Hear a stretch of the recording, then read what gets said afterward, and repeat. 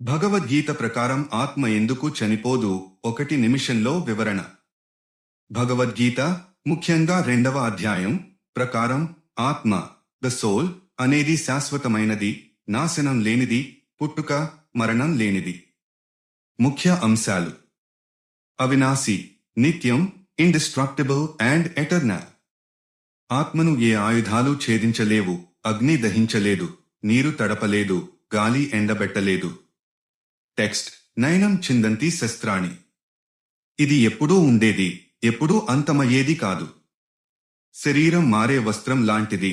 The body is like changing clothes. మనుషులు పాత బట్టలు విడిచి కొత్తవి వేసుకున్నట్లుగా ఆత్మ జీర్ణమైన, ముసలిదైన శరీరాన్ని వదిలి కొత్త శరీరాన్ని ధరిస్తుంది. టెక్స్ట్: వాసాంసి జీర్ణాని యథా విహాయ. మరణం అనేది ఆత్మకు అంతం కాదు, కేవలం ఒక శరీరం నుండి ఇంకో శరీరంలోకి మారే ప్రయాణం మాత్రమే. పుట్టుక మరణం లేనిది, అన్బోర్న్ అండ్ డెత్లెస్. ఆత్మ పుట్టదు, చనిపోదు. ఇది ఎప్పుడూ ఉండే సత్యం. శరీరానికే పుట్టుక, పెరుగుదల, మార్పు, క్షీణత, నాశనం అనే 6 వికారాలు ఉంటాయి, ఆత్మకు కాదు. సారాంశం: మనము శరీరము కాదు, మనము ఆత్మ. శరీరం నశిస్తుంది, కానీ ఆత్మ శాశ్వతంగా ఉంటుంది. అందుకే ఆత్మ ఎప్పటికీ చనిపోదు.